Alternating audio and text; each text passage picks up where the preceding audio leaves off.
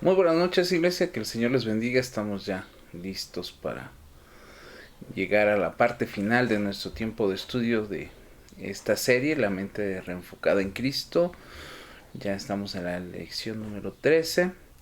Y bueno, pues creo que ha sido un muy buen tiempo para poder reafirmar y poder trabajar algunos elementos de la vida del creyente, de cada uno de nosotros, en los cuales tenemos siempre que tener un objetivo claro.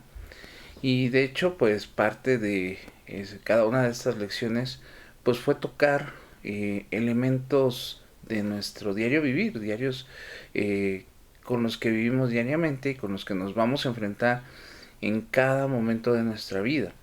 Por eso es que muchas ocasiones, como hijos de Dios, nos cuesta trabajo saber hacia dónde tenemos que dirigirnos. Y esto no quiere decir que haya quienes son más sabios o quienes son más preparados y de alguna manera dicen, ah, bueno, pero para algunos es más fácil, para otros. Yo creo que todos pasamos por estas situaciones en las cuales nos enfrentamos a saber qué es lo que sigue o hacia dónde tengo que dirigirme. ¿Por qué? Porque muchas veces como hijos de Dios nos cuesta trabajo seguir en el diario vivir. Por eso es que cuando Jesús habla acerca del camino del discípulo, dice hay que negar ciertas cosas, ¿no? Hay que dejar, y ese concepto de negar a sí mismo es precisamente el abandonar ciertas situaciones de nuestra vida que delante de los ojos de Dios necesitamos ir dejando. Y muchas veces pensamos que va a ser dejarlas de golpe. ¿Por qué? Porque eso creo que genera mucho estrés en la vida del creyente. Porque decimos, no, es que estos cambios tienen que ser de facto. Pero hay cambios que van siendo, algunos sí muy radicales y algunos son progresivos. Entonces, esos cambios progresivos precisamente vienen en la mente, ¿sí? En los cuales yo tengo que ir midiendo mi avance, yo tengo que ir midiendo mi caminar, en el cual yo tengo que irme enfocando poco a poco para ir dando o mostrando grandes resultados. Entonces es ahí donde vamos a centrarnos el día de hoy para precisamente concluir en esta serie y poder preguntarnos qué alcancé, qué objetivos alcancé o hacia dónde debo de seguir.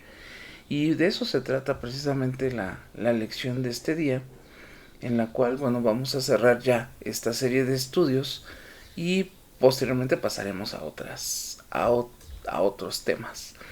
Pero Eh, creo que esta es la parte más importante de esta serie. Cómo medir nuestro progreso y cómo seguir a la meta. Porque muchas veces pensamos que ya concluí un programa de discipulado, ya cumplí alguna serie de estudios, ya cumplí con algunas situaciones y pues con eso basta. No, déjame decirle que esto es, o lo que hemos llamado el discipulado, es un caminar para toda la vida. Y de alguna manera esto es solamente, veámoslo así, el discipulado son ayudas que nos permiten para alcanzar nuestra meta. ¿Cuál es nuestra meta? Pues parecernos a nuestro Señor Jesucristo y un día tener el beneficio de que cuando ya no estemos en esta tierra podamos ir a morar por la eternidad con nuestro Señor. Hay una serie de objetivos que me gustaría que hoy aprendamos. Número uno, conocer las etapas, las tres etapas del proceso en los que la mente de Cristo se forma en la vida del cristiano. ¿Sí? Porque a veces decimos, bueno, ¿cómo voy a reenfocar mi mente en Cristo si no la conozco? Si la misma Biblia dice, ¿quién va a conocer la mente de Cristo? Podría ser, ¿no? El pastor se inventó ahí algo raro. No, no, no. A veces necesitamos entender los pasajes en su contexto. Cuando Pablo habla acerca de eso es precisamente porque los griegos de aquel entonces querían saber cuál era la forma en la cual Cristo se formaba en la mente de los creyentes. Pero realmente sí hay manera, la misma palabra de Dios nos revela cuál es el sentir de nuestro Dios. Vamos a identificar las dos esferas que esclavizan la mente del creyente. ¿Sí? Son algunos elementos que han escrito algunos especialistas en la vida cristiana, en el discipulado. Vamos a evaluar nuestros valores y nuestras metas conforme a los valores y las metas de Cristo y medir nuestro progreso. Quizás hay cosas que no podemos de alguna manera decir, bueno, esto lo mido de esta manera, ¿no? Pero quizás hay elementos que van a ayudarnos al crecimiento espiritual. Y como hablábamos la semana pasada, ya no hablamos de una mente en desorden, ya estamos en 3 lecciones sobre este tema. Y las lecciones anteriores precisamente nos han ayudado a comprender cuán diferente es la vida de la persona que piensa conforme el mundo o el que vive su vida centrada en sus deseos egoístas, ¿sí? Ese tipo de personas, de alguna manera, aunque pareciera ser cristianos, porque cabe la pena hacer esa acotación. Hay creyentes, hay personas que se dicen ser cristianos, pero que no piensan como Cristo, sino que piensan como el mundo y que viven su vida centrada en deseos egoístas, ¿sí? O sea, ¿qué quiere decir esto? ¿Puedo ser cristiano y tener estas cualidades en mi vida? Sí. ¿Por qué? Porque no se ha formado completamente la imagen de Cristo en mi vida. O sea, yo puedo decir que Cristo está en mí, pero necesito dar evidencia. Y no es evidencia solamente argumentativa como muchos pensarían, porque muchos piensan, bueno, pues con una buena argumentación puedo decir que soy de Cristo, que pienso como Cristo, ¿sí? Pero a veces lo podemos ver en qué, en que piensa como el mundo o que vive centrado en sus deseos egoístas, y sus deseos egoístas los disfraza de espiritualidad. Por eso es que Pablo habla acerca de la vida carnal y de la vida espiritual. Por eso es que durante todo este estudio hemos identificado frutos nocivos que producen en nosotros la forma de pensar del mundo y que a veces nosotros hemos tomado decisiones que en lugar de acercarnos nos alejan de la vida santa, de lo que Dios quiere por medio de nuestro Señor Jesucristo para nosotros. Entonces una mente ordenada es aquella que va a poner a Cristo en primer lugar, ¿sí? Y que va a filtrar todo pensamiento a través de él. No a través de sus deseos, no a través de sus ambiciones, no a través de creer que esto es de Dios. Porque recordemos que la misma Biblia nos dice respecto al enemigo, a Satanás, que él trata de ser un ángel de luz, o sea, él trata de verse como la verdad, ¿sí? Pero desafortunadamente no.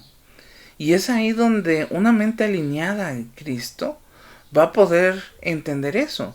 Que a pesar de las pruebas, a pesar de las luchas, a pesar de la carencia, a pesar de la necesidad, podemos nosotros tomar decisiones que nos acerquen a la vida santa y a cumplir el propósito que Dios quiere para nosotros.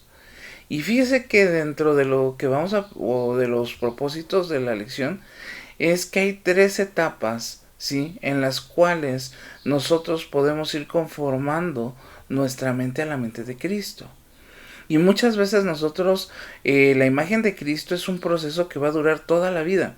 Inicia con el nuevo nacimiento y va a continuar desarrollándose hasta que Dios nos llame a su presencia. Por eso decimos, el proceso del discipulado no es para nuevos creyentes, porque decimos, no, entonces estos primeros pasos, no es que sean primeros pasos, sino son cosas que a veces como creyentes nos brincamos. ¿Por qué? Porque a veces circunstancialmente así nos ha tocado vivir. Hay quienes un día llegaron a la iglesia y por ciertas situaciones se prepararon, se capacitaron y ya son líderes. Y después vienen crisis, a veces vienen dudas, vienen luchas y después tenemos que pasar a otra etapa. Pero necesitamos entender que desde que nosotros le dimos el sí a Cristo, desde que nacemos de nuevo, desde que deseamos vivir bajo su voluntad, entonces nosotros vamos a empezar a desarrollar eso. Pero hay elementos que necesitan, ¿sí? Una interacción nuestra. Porque no todo lo hace Cristo. O sea, sí, Cristo fue a la cruz, Cristo murió por nosotros, Cristo resucitó en favor a nosotros y nos ha dado de su salvación. Y uno diría, bueno, pues yo me siento aquí en mi sillita y me siento tan cómodo de tal manera que pues ahora sí, Señor, espero la gloria. No, hay un proceso, y ese proceso es, número uno, aprender a rendir la voluntad. Hay muchas cosas de nuestra vida, hay muchas cosas que hemos evaluado durante todas estas lecciones que hemos estado estudiando, que tienen que ver con nuestros deseos. Fíjese que Dios no coerciona nuestro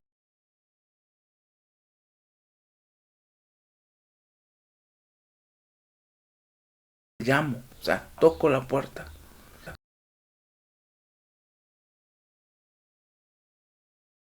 La puerta, entonces yo puedo entrar con Él, cenar con Él y Él conmigo. O sea, ¿qué significa esto? Que Dios nos ofrece de su salvación, pero no nos la hace obligatoria. O sea, no dice, porque ya estás en la iglesia, ahora tú debes de hacer eso. No, tienes que aprender a rendir tu voluntad. Y rendir la voluntad es rendir mis deseos, rendir mis anhelos, rendir mis gustos, rendir mis pasiones, rendir todo aquello, ¿sí?, que gira alrededor de mí a los pies de Cristo. Y es ahí donde muchos cristianos les cuesta trabajo. Y apenas es el inicio. ¿Sí? Por eso es que a veces dicen, es que en la iglesia no voy a la iglesia porque me van a quitar. No se te va a quitar nada. Tú lo vas a dejar. ¿Sí? Siempre uso este ejemplo. Cuando invitaba a mis amigos a la iglesia, cuando era un poco más joven, muchos me decían, no, es que tu religión nos va a prohibir esto. Tu religión nos va a prohibir lo otro. Tu religión... Y fíjese que a veces así lo hemos entendido. Como que la iglesia es un lugar que nos quita, es el lugar de los no, el evangelio del no. No esto, no aquello, no. Y entonces veamos que Dios no nos pide eso. Nos pide rendir nuestra voluntad. ¿Sí? Para que realmente sea una entrega personal, sea una entrega voluntaria, sea algo que surge de nosotros. Porque cuando yo he aprendido a rendir mi voluntad, entonces voy a pasar al siguiente escaño, que es rendir la mente. ¿Sí? O sea, yo no puedo decir, primero rindo mis pensamientos. No, primero tengo que alienar la voluntad, ¿sí? Para poder pasar al tema de la mente. Y entonces ahora sí, como la mente es quien gobierna el cuerpo va a poder de alguna manera obedecer a esas reacciones. Pero muchas veces cuando hablamos de la voluntad, nos cuesta trabajo. No es algo a lo cual nosotros como hijos de Dios estemos acostumbrados, porque estábamos acostumbrados, dice la Biblia, a hacer lo que mejor nos parecía. Y no a enfocarnos realmente a lo que Dios ha pedido para sus hijos y sus hijas. Por eso es que a veces rendir la voluntad es la parte más difícil, es la parte más complicada de este proceso. O sea, para que Cristo sea conformado en nosotros, no basta con decir yo quiero, sino yo tengo que demostrarlo. No basta decir yo pienso, hay que demostrarlo. No basta decir yo hago, hay que demostrarlo. ¿Sí? Por eso es que Pablo, cuando le escribe allá a los Colosenses, en Colosenses capítulo 3, verso 2, va a usar esta expresión, ¿sí?, donde dice, Pablo, piensen en las cosas del cielo, no en las de la tierra. Y a veces pensar en las cosas del cielo no es que estemos pensando, ¿sí?, en una idea, ¿cómo podemos llamarlo?, muy fuera de la realidad. ¿Sí? O sea, no se trata de futuriar, ni se trata de hacer, sino dice, piensen en las cosas del cielo. O sea, traten de alinear su voluntad, su mente y su cuerpo a las cosas del cielo. ¿Por qué? Porque nosotros ya no somos ciudadanos de la tierra. Cristo lo dijo, estamos en el mundo, pero no somos del mundo. ¿Por qué? Porque nosotros como hijos de Dios requerimos precisamente esa parte. Y entonces cuando yo estoy pensando en las cosas del cielo, la pregunta sería, ¿queda espacio para las cosas de la carne? ¿Queda espacio para las cosas terrenales? Creo que la misma Biblia valida esa idea, que cuando nosotros tenemos un exceso de desocupación, ¿sí?, nuestra mente puede vagar, puede perderse en muchas cosas. ¿Por qué? Porque no está ocupada, ¿sí? O sea, es una mente que está en un estado de vaciamiento, está en un estado de total desocupación. Por eso es ahí donde el enemigo viene y nos zarandea, nos mueve, o también nos hace tan, ¿cómo podemos llamarlo? Nos hace tan, agudiza nuestros sentidos que podemos ver lo que otros no ven. ¿Por qué? Porque el que está pensando en las cosas del cielo está haciendo las cosas del cielo, está pensando las cosas del cielo y está actuando como ciudadano del cielo. Pero el que no, va a tener tiempo para poder ver los defectos, va a tener tiempo para ver las fallas, va a tener tiempo para ver las cosas que nos dificultan, va a tener tiempo para muchísimas cosas que no son las cosas del cielo. ¿Sí? Por eso es que necesitamos tener nosotros cuidado, por eso Pablo da esa recomendación. Si yo quiero tener mi mente ordenada, si yo quiero ir caminando en este sendero, que lo hemos llamado el sendero de la gracia, el sendero de la cruz, ¿sí? El crecimiento en gracia, entonces nosotros necesitamos específicamente tener un objetivo en qué pensar. Entonces vamos a ver en qué consisten estos tres elementos. ¿En qué consiste rendir la voluntad o fijar la mente en las cosas del cielo? Bueno, la voluntad es quien toma las decisiones, es la que nos guía, es la que va poniendo las pautas en nuestros pensamientos, es la que va a gobernar nuestros sentimientos, es la que dirige nuestras acciones, ¿sí? En otras palabras, ¿sí? Nosotros como seres humanos tenemos instintos, pero a diferencia de los animales, ¿sí? A diferencia del reino animal, lo que nos hace diferentes a ellos es que nuestra voluntad puede gobernar aún por encima de nuestros instintos. Los animales no. Y la voluntad es lo que permite que hagamos algo o que dejemos de hacerlo. ¿Sí? Por eso es que en lugar de dejarnos arrastrar por los sentimientos y por los instintos, necesitamos nosotros controlar nuestra voluntad. ¿Sí? En otras palabras, la misma Biblia dice, ahí está tanto el querer como el hacer. Entonces, vean que Dios no coerciona nuestra voluntad. No nos dice, y ahora vas a tener que hacer esto. Y nosotros, no, Dios no. Y Dios, sí lo vas a tener que hacer. No, yo tengo que rendirlo. Porque es algo mío. No es algo que Dios va a decir, ay, bueno, le vamos a cambiar ahora la voluntad a la persona. No, sino imagínense qué clase de Dios tendríamos. Es un Dios que respeta, es un Dios que mantiene un orden, es un Dios que nos ama. Pero que a veces nosotros como hijos de Dios decimos, bueno Señor, sí voy a rendir mi vida, pero ¿qué te parece que mi voluntad no? Y no es que lo negociemos, sino que nuestros actos así lo refieren. ¿Por qué? Porque vivimos gobernados precisamente por nuestra voluntad. Y lo disfrazamos de sentimientos, lo disfrazamos de de formas de pensar. Pero realmente es nuestra voluntad. Cuando alguien decide lastimar a alguien, no lo hace por instinto, decir, ay, me dejé llevar. No, tu voluntad ya puso en tu corazón el hecho de lastimar a alguien. ¿Sí?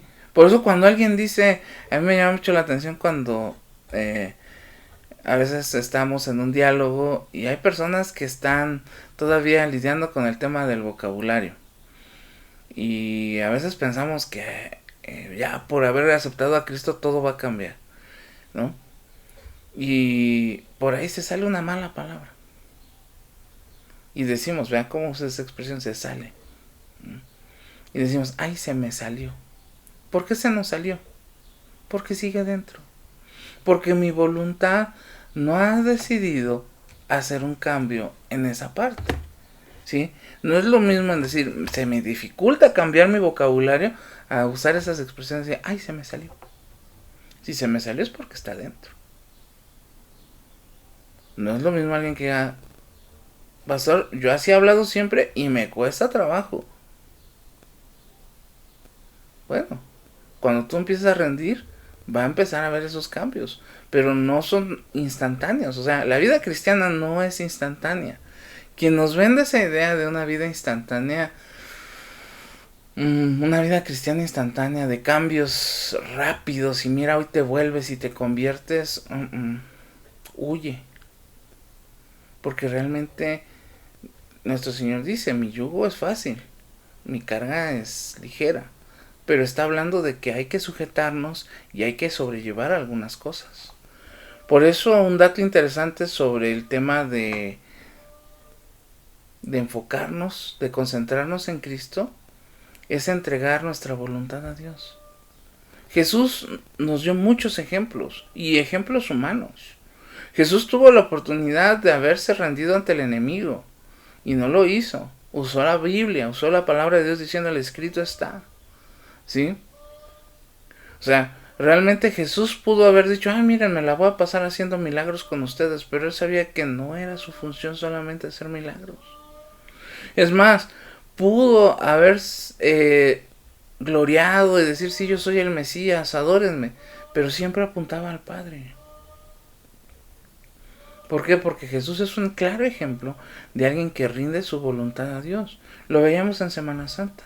¿Se acuerda ese pasaje que hablábamos cuando Jesús dice, Señor, yo no quiero hacer esto? Cuando está en el Getsemaní, pero hágase, Señor, tu voluntad. Yo no quiero, pero lo tengo que hacer. Eso nos puede ejemplificar. Hay muchas cosas que no queremos hacer, pero si la mente de Cristo nos pide hacerlo, lo tenemos que hacer. ¿Sí? Jesús le dijo, Señor, pasa de mí esta copa, pero no se haga mi voluntad sino la tuya. Entonces nos damos cuenta que Cristo en todo fue obediente, en todo pudo rendir. Pudo haber dicho, bueno, 5 minutos de fama, ni un segundo para él. Y entonces como cristianos, si queremos nosotros rendir, ¿sí?, y fijar la mente en las cosas de arriba, yo tengo que empezar a evaluar qué es lo que yo quiero, qué es lo que yo deseo, qué es lo que yo anhelo. ¿Por qué? Porque aquí no hay dualidades, no se puede ser mitad cristiano y mitad no creyente. ¿Cómo lo ejemplifica esto la Biblia? Allá en Romanos 12. Vea lo que dice, no imiten las conductas ni las costumbres de este mundo, más bien dejen que Dios los transforme en personas nuevas, al cambiarles la manera de pensar. Entonces aprenderán a conocer la voluntad de Dios para ustedes, la cual es buena, la cual es agradable y la cual es perfecta. Vea esto, no imiten las conductas ni las costumbres del mundo. Esto es algo bien interesante. ¿Por qué? Porque a veces la iglesia parece, dicen por ahí, ¿no? Ahora está de moda con esto de las redes sociales, ¿no? Predicadores, es que la iglesia, el mundo se ha metido en la iglesia. Pues sí, porque nosotros no quisimos entrar en el mundo. ¿Por qué? ¿Por qué no quisimos entrar en el mundo? Porque teníamos miedo. Pero teníamos que haber entrado al mundo no aprendiendo ni sus costumbres, ni sus conductas, ni su forma de pensar. Debimos haber entrado para hacer un cambio. Por eso es interesante esto. ¿Cómo es que dicen? Es que el mundo se metió a la iglesia. ¿Cómo es que lo menos pudo vencer a lo más? Porque no nos dejamos que Dios nos transforme en personas nuevas. Y de eso radica el discipulado, en ser nuevas criaturas, en nacer de nuevo, en ser hechos nuevos. Por eso Pablo enfatiza mucho la palabra novedad de vida o vida nueva. Es algo que Pablo se la pasa hablando en todas sus cartas. Romanos, Gálatas, Colosenses, Efesios. Aún al mismo Timoteo, a Tito, a Filemón. Les escribe acerca de esta parte. Entonces, si es algo tan reiterativo en nuestra vida, ¿por qué nosotros nos sigue costando trabajo? Sí, dejar que Dios nos transforme. Y vea, no lo vamos a hacer nosotros. Cuando yo me rindo a los pies de Cristo, Dios empieza a transformar mi vida. Pero si yo no me dejo transformar por Cristo, entonces no va a haber esos cambios. Yo los podré disfrazar, los podré decir con mi voz, los podré decir, pero no van a ser genuinos. Por eso es que cuando nosotros hablamos de rendir nuestro pensamiento, ¿sí?, estamos hablando de una renovación de mente. Por eso dice Pablo, hay que nacer de nuevo. ¿Por qué? Porque el principio del crecimiento de la vida física y la vida cristiana es la renovación. O sea, son cosas nuevas, ¿sí? O sea, no se trata, y Pablo lo va a usar más adelante en otros pasajes hablando acerca de una vestimenta. Dice, despojados de el viejo hombre que está viciado, que está lleno, y vestidos del nuevo hombre que es Cristo.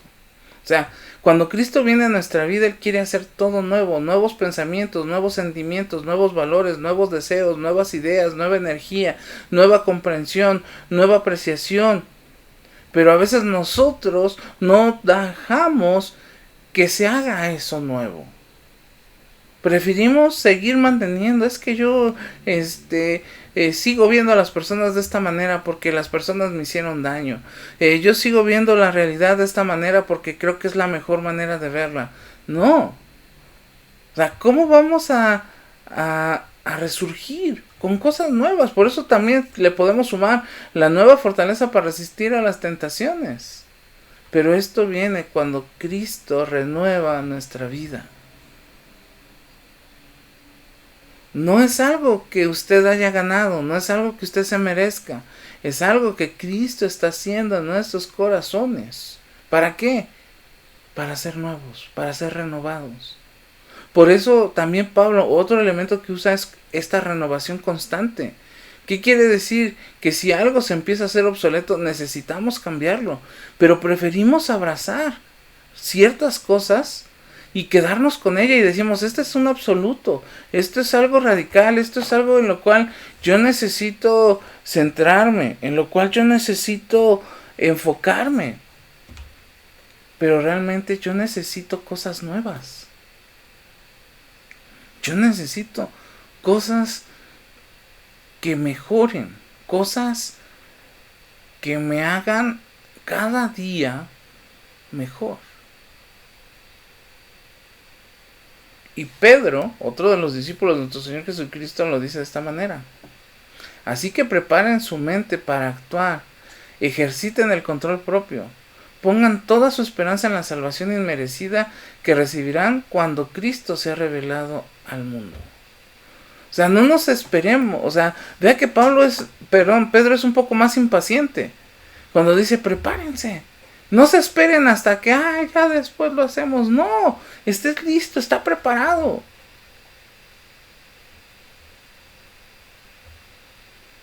Pongan su esperanza en la salvación que no merecemos y que van a recibir cuando Cristo sea revelado en sus vidas. Eso es lo que precisamente buscamos. Eso es lo que anhelamos como hijos de Dios. Preparar nuestra mente. Y veamos que nos preparamos en muchas cosas. Pero caemos a veces en el fariseísmo, caemos en el legalismo. Y es algo que he tratado de decirles, iglesia, no seamos así. ¿Por qué? Porque eso caracterizó mucho tiempo a la iglesia de Cristo. Iglesias donde era, ¿cómo lo puedo decir? Donde se privilegiaba primero las formas y luego la vida espiritual. Donde era más importante una vestimenta, donde algo nos definía más que la vida cristiana, ¿no? Cristianos bien vestidos, pero con una vida interior deshecha, cristianos con una buena facha, dicen los argentinos, una buena percha por fuera, pero por dentro devastados, creyentes que llegaban y se paraban a dirigir, a cantar, pero por dentro estaban mal. ¿Por qué? Porque la iglesia prefirió tener tumbas de buena cara que gente viva que haya salido de esas tumbas. ¿Sí? Preferimos tener tumbas de buen rostro que buenos rostros llenos de vida. ¿Por qué? Porque eso nos da una imagen. Porque ahí sí podemos decir, somos la iglesia de santidad. Porque aquí somos la iglesia que hace valer y respetar la sana doctrina. Porque aquí se predica la verdad auténtica. Pero ¿de qué nos sirve si nuestra mente, si nuestra voluntad, si nuestra vida no está rendida a Cristo?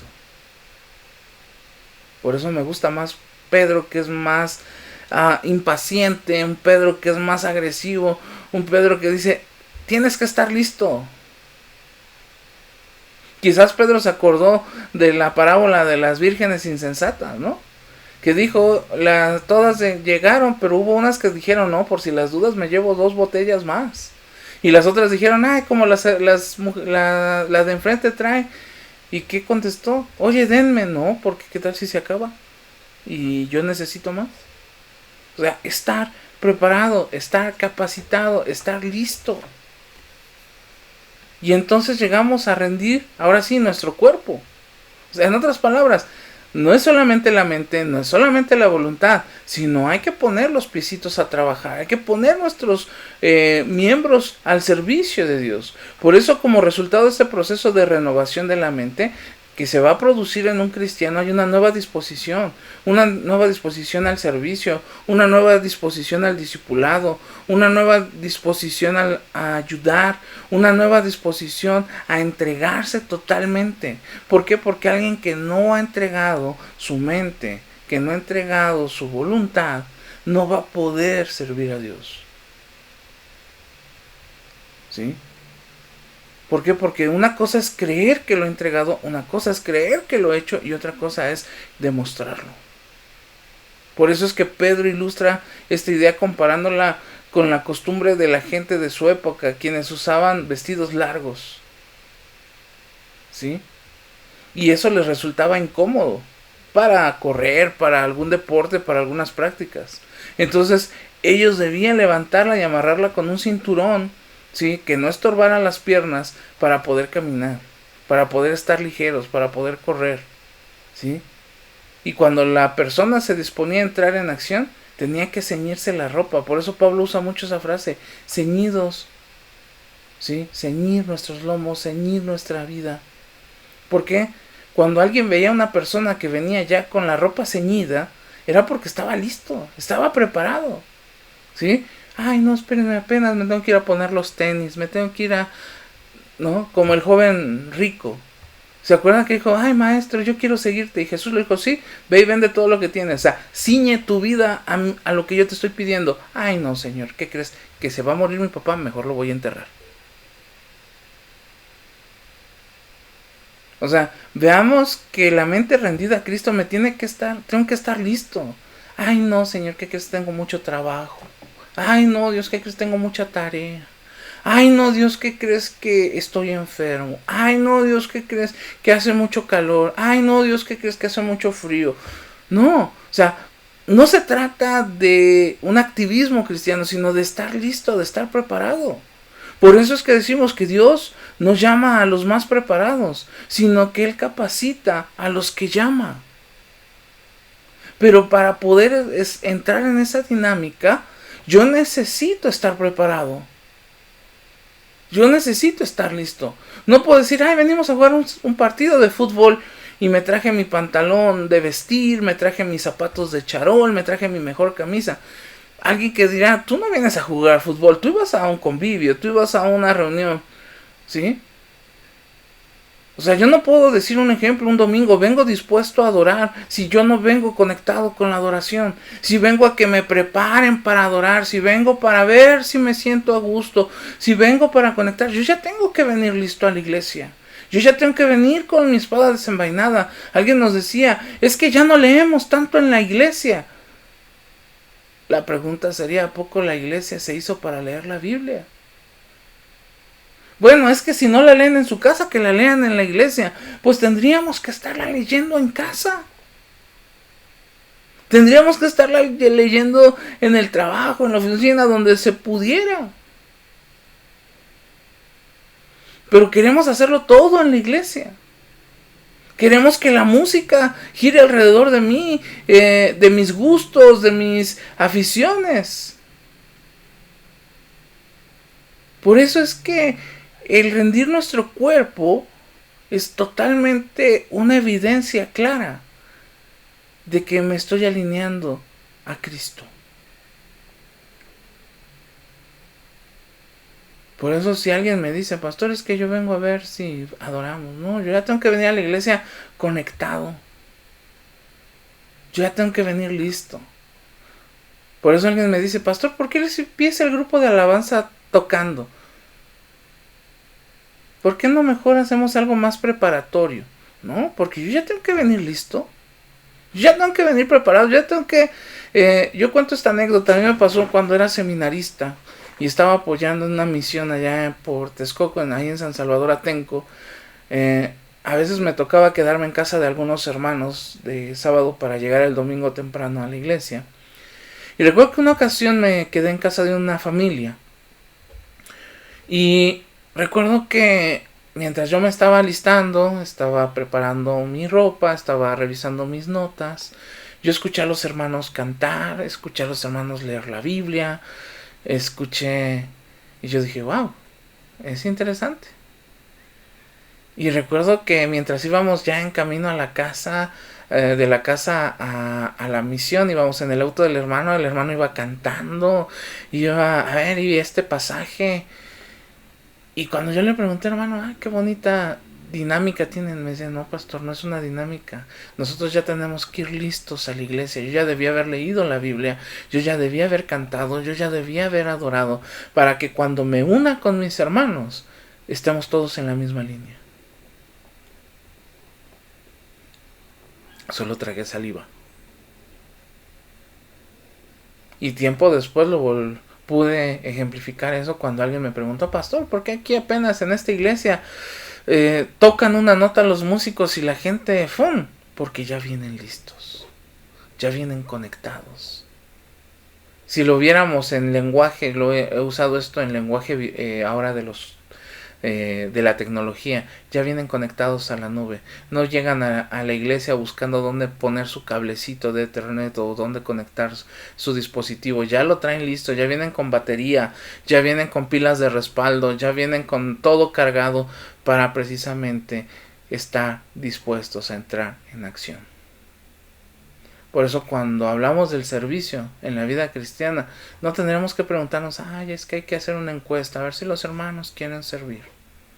Tendríamos que estar dispuestos.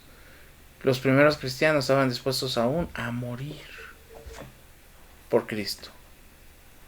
Por eso es que la vida cristiana debemos preparar nuestra mente para la acción. O sea, vemos que Jesús siempre estaba listo.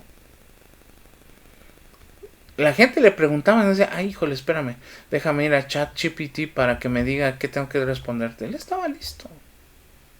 ¿Se acuerda desde niño qué le dijo Jesús a María? En los negocios de mi Padre tengo que estar.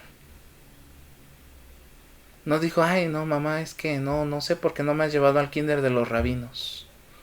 No me has llevado a la sinagoga a primeros pasos. Jesús estaba listo.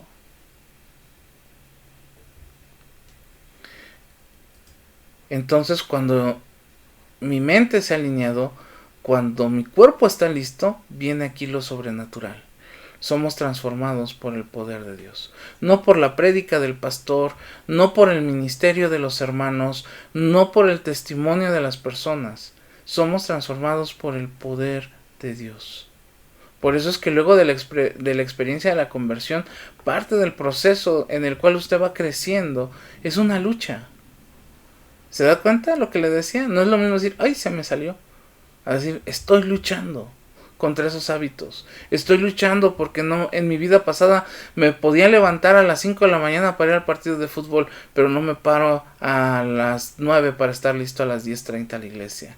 Porque en mi vida pasada los domingos era para ir a la barbacoa, para ir con los amigos, para ver la televisión hasta tarde, para hacer mis cosas. Pero en la vida cristiana yo tengo que estar preparado para ir a la casa de Dios a adorar. Tengo que estar dispuesto. Quizás en la vida pasada yo solo le hablaba a mis amigos para ir a una fiesta, para ir a hacer cosas desastrosas. Ahora en la vida cristiana yo tengo que estar dispuesto a hablarle a otros de Cristo. Tengo que estar dispuestos a usar mis dones, mis recursos, mis talentos para servir a Dios. Por eso es que no solo debemos pensar como Cristo, sino seguir el estilo de vida de Cristo. Una vida transformada, una vida reenfocada. Y con esto no le estoy diciendo, hermano, si usted no está ahí, póngase, preocúpese, entre en pánico. No, ocúpese, tome tiempo. ¿Por qué? Porque será posible que usted y yo podamos llegar a ser como Cristo. Muchos dirán, es imposible. Pero por lo menos yo quiero llegar a la presencia del Señor Es una meta personal. Y decirle, Señor, me esforcé. Trabajé. Y por eso dice la palabra del Señor. Voy a usar una parábola para poder ilustrar esto. ¿Sí? Jesús dio talentos. A uno le dio muchos, a otro poco y a otros muy poquito. Al que le dio mucho, Señor, me esforcé, invertí, cambié, vendí, y aquí están tus ganancias. El otro, Señor, mira, yo también me diste poco, pero también invertí, trabajé, me esforcé, luché, busqué, aquí está. Pero al que le dio uno que dijo, Señor, yo sé que eres duro, que eres... Exaltó se sabía precisamente la imagen de Cristo. Y Jesús que le dijo, apartados de mí, hacedor de maldad, dame eso y dénselo al que le dio más. A veces nosotros cuando hablamos de ser transformados, pensamos en que solamente hay que hacerlo en lo mucho, que no es posible. Es válido decir, mira Señor, me diste uno, lo invertí, híjole, me robaron o me faltó, pero mira, me ensucié las manos. Porque a veces nos gusta la espectacularidad. Es que allá sí me van a reconocer. Es que allá sí voy a recibir la honra. Y aquí en la iglesia, pues lo más que alcancé fue esto. No. Por eso el proceso no es fácil. Va a haber momentos de sacrificio. Va a haber momentos donde nos vamos a desalentar. Pero no hay que abandonar la lucha. O sea, en otras palabras, no se vale tirar la toalla. Eso lo digo yo como pastor, ¿verdad? Porque yo también he tenido mis luchas. Yo también he tenido, porque muchas veces decimos, ay, qué bonito se ve el pastor ahí los domingos predicando. Y también me ha tocado llorar. También me ha tocado sufrir. También me ha tocado estar a punto de tirar la toalla. Pero la Biblia dice que esta obra no se hace con nuestras fuerzas, se hace con el poder de su Espíritu. Y mi responsabilidad como cristiano es mantener mis ojos puestos en Jesús. No en mí mismo, no en mis fuerzas, no en las circunstancias que me rodean. Quizás es cierto, es difícil ver una situación apremiante, que quizás el dinero no alcanza, que quizás las puertas se cierran, que quizás las cosas no suceden como yo quisiera que sucederían. Pero entonces yo necesito del poder de Dios. Por eso Hebreos dice lo siguiente. Esto lo hacemos al fijar la mirada en Jesús, el campeón que inicia y perfecciona nuestra fe, debido al gozo que le esperaba. Jesús soportó la cruz, sin importarle la vergüenza que ésta representaba. Ahora está sentado en el lugar de honor, junto al trono de Dios. Y esto es precisamente lo que Dios quiere para nuestra vida. Esto es lo que Dios busca en nuestros corazones.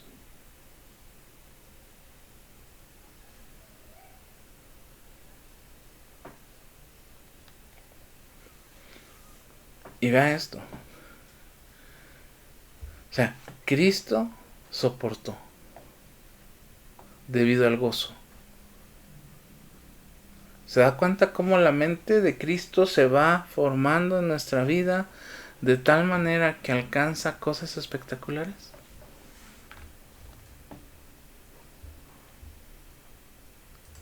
Entonces, si nos sometemos a Él y permitimos que Dios sobre nuestra vida, vamos a ser testigos del poder, vamos a ser transformados, vamos a ser como Cristo.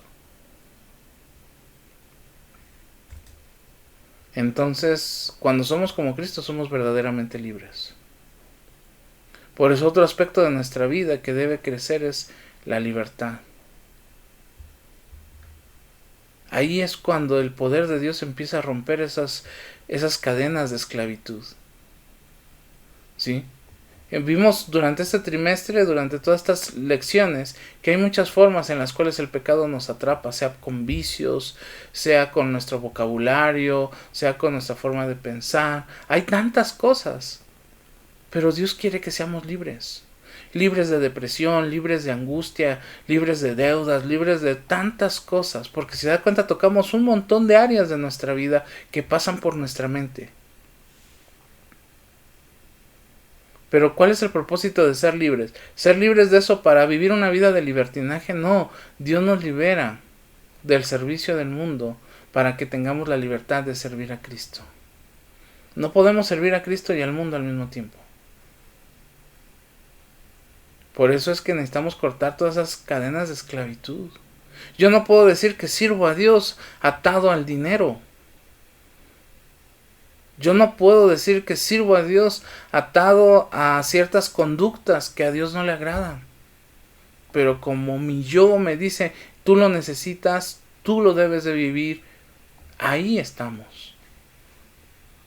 Por eso es que otro dato es que Jesucristo fue la persona más libre que haya caminado sobre esta tierra.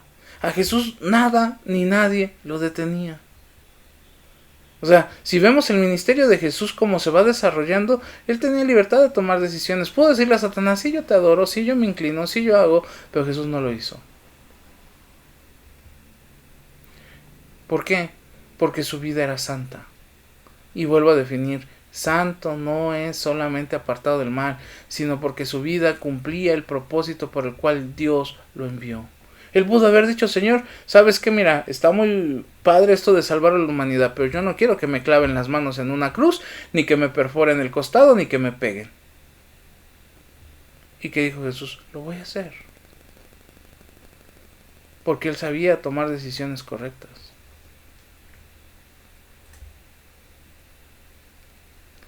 Y ahora sí llegamos a lo más duro. ¿Qué esferas esclavizan nuestra vida?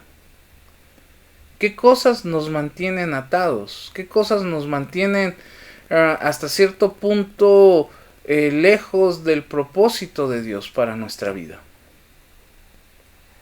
Pues déjame decirle que así como Cristo nos hace libres, voy a regresar un poquito a esto, también hay cosas que nos mantienen esclavizados. ¿Cómo? Si usted está diciendo sí. O sea, si nosotros seguimos este proceso, necesitamos entonces ahora, con esa libertad, liberarnos de las cosas que nos mantienen esclavos. Y esas esferas, o esos círculos, ¿sí? Es que necesitamos identificarlos. ¿Qué es lo que son áreas que nos pueden mantener esclavizados? Porque a veces pueden decir, bueno, son pecados, pero nos vamos siempre a los pecados espectaculares. Yo no tomo, yo no fumo, yo no hago... No. Hay cosas que van más allá de eso. O sea, no nos quedemos solamente como el pecado de acto, sino como la transgresión, ¿sí?, a la voluntad de Dios. No solamente la transgresión a una ley conocida de Dios, sino también es aquello que nos mantiene atados. ¿Por qué? Porque a veces va a tener nuestra mente esclavizada en esas pasiones, en esas ambiciones, en esos rencores, en esas lealtades, en esas cosas que nos atan al mundo y que pareciera ser que no son pecaminosas.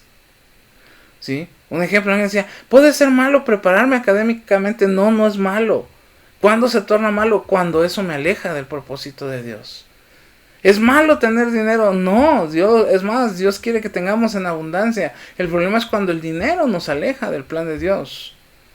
¿Sí? O sea, se da cuenta que realmente hay cosas que no es que sean malas en su naturaleza, sino que se tornan malas por el uso que les damos. Y vamos a empezar con algunas cosas de nuestra vida que necesitan ser transformadas o restauradas. ¿Sí? Son esferas de nuestra vida que si las soltamos a los pies de Cristo, Dios las va a renovar, Dios las va a hacer nuevas. Pero si no, ¿sí?, nos van a mantener atados. Un ejemplo, las pasiones. Siempre asociamos la pasión a la cuestión mala, ¿no? Pero ¿qué pasaría si yo le pongo pasión a todo lo que hago? A amar a mi familia, a amar a mi prójimo, a amar a la iglesia, a amar mi trabajo, con ese ímpetu, con ese ahínco. Pero yo no lo puedo hacer si no es transformado o es restaurado. Las costumbres. Algunos dicen, no, es que ya en Cristo tenemos que seguir las costumbres bíblicas. Pero quizás también hay buenas costumbres como el visitar a la familia, como el comer juntos, como el platicar, como el compartir. O sea, veamos que hay cosas que pueden ser costumbres malas, si lo vemos así, pero hay costumbres que pueden ser buenas, ¿no? Las lealtades. ¿A qué le soy leal? ¿A quién le soy leal? ¿Sí? Hay quienes dicen, es que yo no puedo faltar a esto, ¿no? Hablando de la vida secular. ¿Y qué pasaría si yo fuera leal a Dios? En mi diezmo, en mi ofrenda, en mi asistencia, en mi servicio, en mi pasión, en mi amor.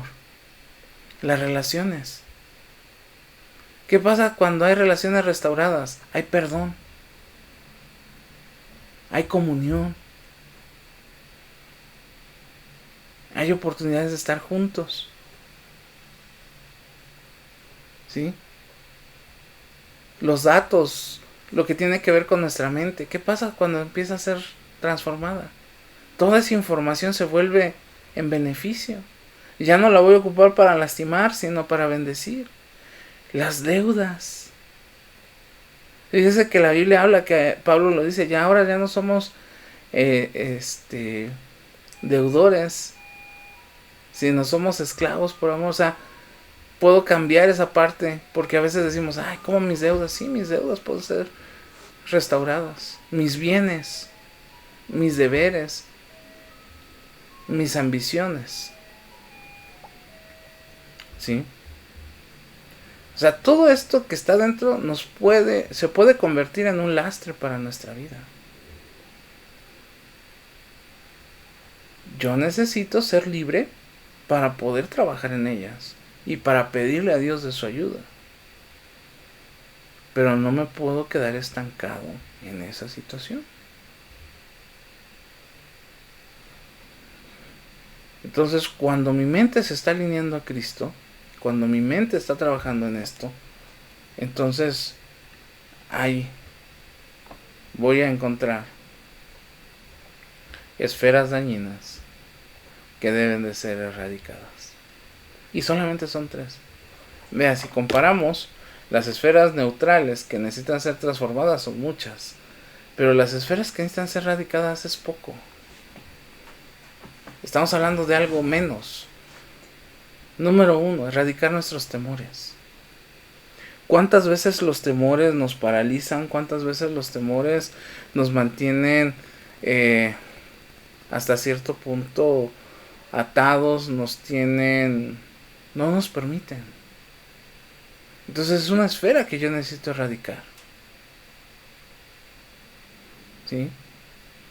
Hablo de los miedos. Hablo de todas esas cosas que nos tienen hasta cierto punto pues atados. Otra esfera son mis debilidades. O sea, es algo que yo ya conozco, algo que yo ya sé que no puedo soportar. Entonces tengo que erradicarlo, ¿no? Es algo que yo tengo que pensar en Cristo, que necesito poner fuera de mi vida. ¿Por qué? Porque entonces mis debilidades me van a hacer caer.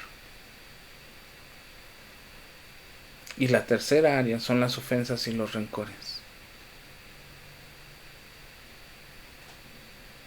¿Por qué? Porque si Cristo perdonó toda ofensa, toda situación, nosotros necesitamos erradicarlo. Necesitamos ponerlo fuera. ¿Sí? O sea, no son áreas que vamos a transformar, sino son áreas que necesitamos poner fuera. Necesitamos pedirle al Señor que con su poder y con mi esfuerzo las podamos desechar. Porque al final de cuentas, en lugar de bendecirnos, nos van a tener esclavizados. Y esas esferas de mi vida, esas áreas de mi vida, si yo no las erradico, me va a costar trabajo quererle a Dios. ¿Sí? Un ejemplo, una persona que ha perdido el empleo, que ha perdido su fuente de ingresos. Si es una persona que tiene temor en su vida, y va a escuchar a la iglesia, hermano, no te preocupes, Dios va a proveer, sus temores no le van a permitir creerle a Dios. ¿Sí? Cuando yo ya sé que hay cosas en mi vida que me pueden hacer caer, si yo no las elimino, voy a estar cayendo, voy a estar tropezando, voy a estar... Las ofensas no me van a permitir aceptar el perdón de Cristo. Porque van a decir, no, ¿cómo? ¿Sí? ¿Se acuerda el Padre Nuestro que dice, perdona nuestras ofensas? Así como nosotros perdonamos a los que nos ofenden. Y es interesante ese diálogo en el Padre Nuestro porque se anticipa a algo que no hemos hecho. Entonces, estas tres esferas de la vida tienen que ser sacadas de nuestra mente. ¿Cómo vamos a lograr el resto? En el poder del Espíritu. O sea, no estoy diciendo, hermano, venga y duermas aquí en la iglesia y amanézcase orando. No, es algo que Dios va a ir haciendo gradualmente. Y quiero terminar esta serie de estudios con una reflexión. Necesitamos tener metas. Metas como cristianos. ¿Sí? Quizás la meta de cuando yo entré al seminario decía, Señor, quiero estar al frente de una iglesia. Esa era mi meta, ese es mi objetivo. ¿Pero para qué? Para que me digan, el señor pastor. Para que me digan, ahí viene el pastor. Y fue una meta que tuve que ir transformando, tuve que ir cambiando.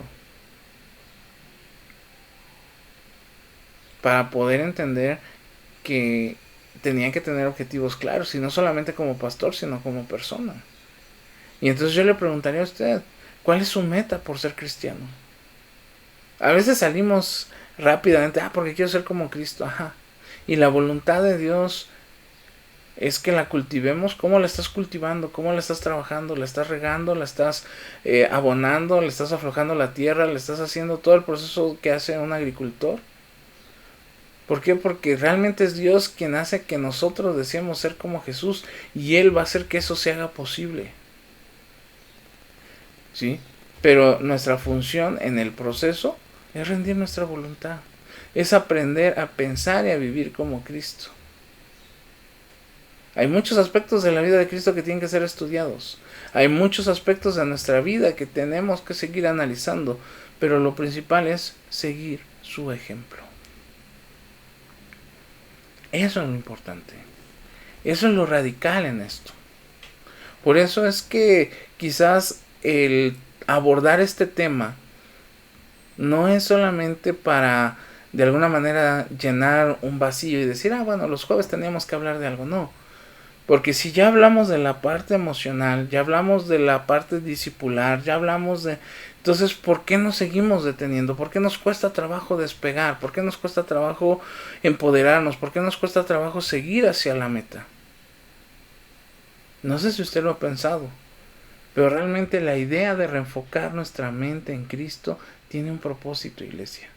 Y el propósito se llama ser como Él. Parecernos más a nuestro Señor. Enfocarnos más en el propósito que Él tiene para nuestra vida. Cumplir el propósito por el cual la iglesia existe. Y entonces, ahora sí, disfrutar todo lo que Dios nos ha dado. Porque a veces pareciera ser que vivimos siendo esclavos al pecado, vivimos siendo esclavos de nuestra mente, vivimos siendo esclavos a muchas cosas y no disfrutamos lo que Cristo ha hecho para nosotros. Así que yo quiero terminar esta serie de estudios este jueves y vamos a comenzar a hablar, y yo se lo dije, vamos a hablar mucho de discipulado. Realmente vamos a vivir, vamos a comer, vamos a pensar en discipulado. Y en discipulado no piense que son solamente lecciones, es un proceso de acompañamiento, de crecimiento. Yo creo que tenemos las bases y si hay algo que falta, pues esa es la ventaja de la tecnología. Usted puede ver en el canal de YouTube, tenemos estudios sobre la Biblia. Si usted quiere volver a leer toda la Biblia, Antiguo y Nuevo Testamento, tenemos la vida de Pablo, tenemos los esenciales de la Iglesia del Nazareno, si vemos todo esto, hemos recibido muchísima información. Ahora es tiempo de ponerla en práctica. Así que a esta hora yo le animo a ser más como Cristo, a que su mente esté reenfocada en Él y pueda alcanzar precisamente todo aquello que Cristo tiene para su vida. Pues vamos a detenernos aquí, iglesia. El jueves próximo iniciamos una nueva serie. Así es que estemos listos, estemos preparados. Gracias a todos aquellos que se conectan, aquellos que después de la semana toman un tiempo para visualizar estos videos. Y bueno, pues nos vemos el domingo. Haga planes para estar en la casa del Señor. Vamos a adorar juntos. Vamos a llegar listos, vamos a llegar ya preparados. Vamos a experimentar algo nuevo en la presencia del Señor. Lo veo el domingo. Recuerde, 10:30 de la mañana iniciamos con nuestro tiempo de discipulado. Y queremos verlo en la casa del Señor. Que tenga un excelente cierre de semana. La bendición de Dios sea sobre usted, sobre su familia y todo lo que haga. Que Dios le guarde.